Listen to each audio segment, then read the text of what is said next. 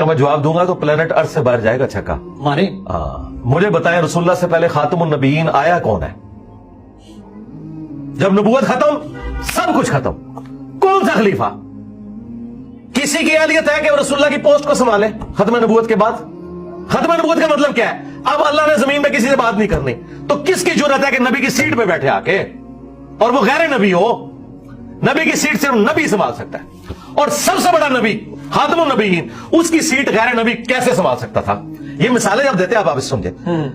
داؤد کا خلیفہ سلیمان ہو سکتا تھا نا، داؤد علیہ السلام خاتم النبیین نہیں ہے، اور ان کا بیٹا پیغمبر ہے، ختم نبوت نہیں ہوئی، تو پیغمبر کا خلیفہ پیغمبر۔ آپ پہلے مجھے یہ مثال دیں کہ انسانی تاریخ میں نبی نے غیر نبی کو کبھی خلیفہ کیا ہو، اس کی تو مثال ہی کوئی نہیں موجود، تو اب آپ کیوں ڈیمانڈ کر رہے ہیں کہ ابوبکر اور علی خلیفہ ہوں؟ کہ نبی نے اپنے کون سا خلیفہ چنا نا؟ نہیں، وہ بات آئے گی، میں پہلے آپ کو مثال ختم کر رہا ہوں، یہ مثالیں انبیاء کی دیتے ہیں۔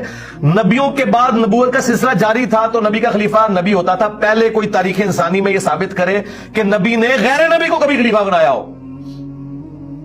کیا علی نبی ہیں؟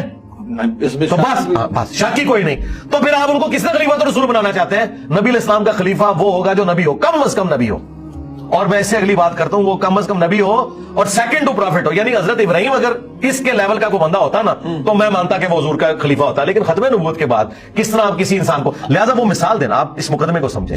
یہ سب سے بڑا فراڈ ہے جو یہ لوگ کر رہے ہیں غالی شیعہ، کہ وہ مثالیں دیتے ہیں پرانی، یہ اس طریقے سے نہیں ہوتا، دودھ اور چونا برابر نہیں ہو جاتا۔